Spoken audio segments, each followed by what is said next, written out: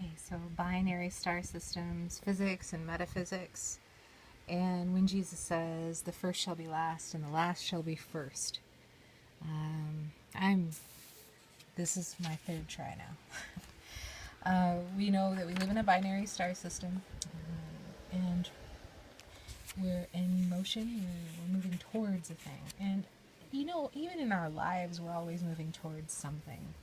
And that which we desire, that which we do repeatedly, becomes a character of who we are. And the question is, how do we choose? What are we choosing? And what is important in the choices that we make? So the first Adam was Adam. The last Adam is Yeshua. So we know that there's a huge difference between these two guys. Adam and his choices with Eve led to division, which led to death.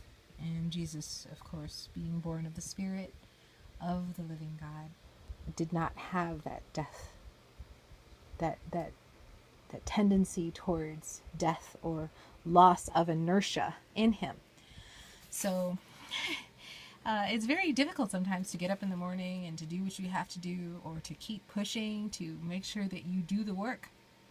But that is what our lives are. It's work. I was thinking of molecules and atoms, for example. Molecules have electrons orbiting them. Atoms don't, really. Atoms of metal, for example, gold, silver, or copper, it's just very... They conduct heat very, very well. Once the heat touches them, they're very quick to send that on through. And that's his faith. Our lives are a series of choices, and also a purification process for those who choose the sanctification. That's the positive end of the spectrum. We are living sacrifices. I have an ability to relate everything back to food. Barbecue tastes really good. Barbecue smells good. It's kind of like the thing that we all like to do. Just had the 4th of July, right? So living sacrifices get better over time. And you can choose either food or candy. You can, of course, if 1980s music is as candy, then 90s grunge is as meat. Okay? So, or I should say 90s alternative. I shouldn't just be so specific, but...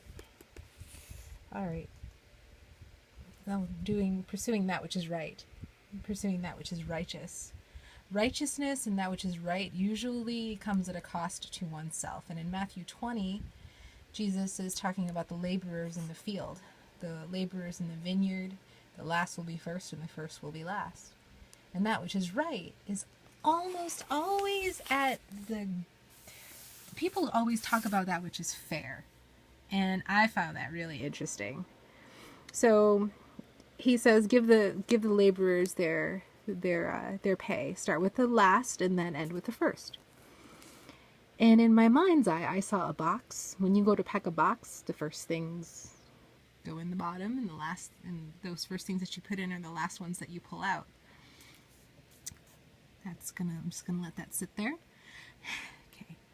But he replied to one of them, "Friend, I am doing you no wrong. Do you not agree with me for a denarius? Take what belongs to you and go. I chose to give this last worker as I give to you. Am I not allowed to choose to do what I choose with what belongs to me, or do you begrudge my generosity? So the first will be last and the last will be first." How often do we see those shows of generosity nowadays? We don't. Everybody is so busy hoarding up for themselves because of panic, worry, fear. The electrons of our lives, the distractions of our lives cling to us, and we feel like we need to just gather more and more and more and more and more. It's the negative end. Lots of electrons. And there's a time for gathering, and there's a time for giving. There's a time for holding back, and there's a time for giving. There's a time for silence and a time for talking. And hopefully I'm not talking too much. But once I get started, it is very difficult for me to stop. And once I stop, it is very difficult for me to get started. Inertia, right? Okay, so I'm learning about physics and metaphysics and the inertia of man's wills, emotions, desires, and that which we align ourselves to. Our end goal is that which we eat. So the owner of the vineyard decided that he was going to eat that which was righteous. And he gave everybody that which was right. And his generosity that he gave is also that which he receives back to himself. Now, isn't that completely contrary to the laws and the ways that we work today? It is a beautiful, beautiful thing, however. Matthew 20:20.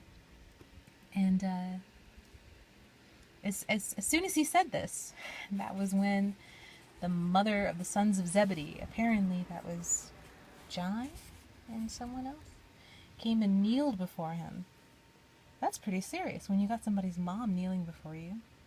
Made a request, and that's when he also said, whoever would be great among you must be your servant, and whoever would be first among you must be your slave.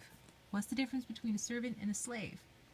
A servant is hired to maintain the property. A slave is forced into service. There's one consonant difference between the serpent and the servant.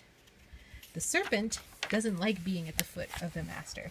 The servant finds meaning there, sees it as a workable relationship, and that's the same way that we are with God, seeking to please, seeking to improve conditions in our lives, making room for Him, maintaining His estate, working His vineyard, and dancing with one another, and also being aware of the dance with the serpent.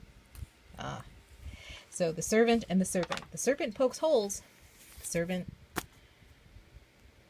servant sees on the other side of the equation. Thank you for listening.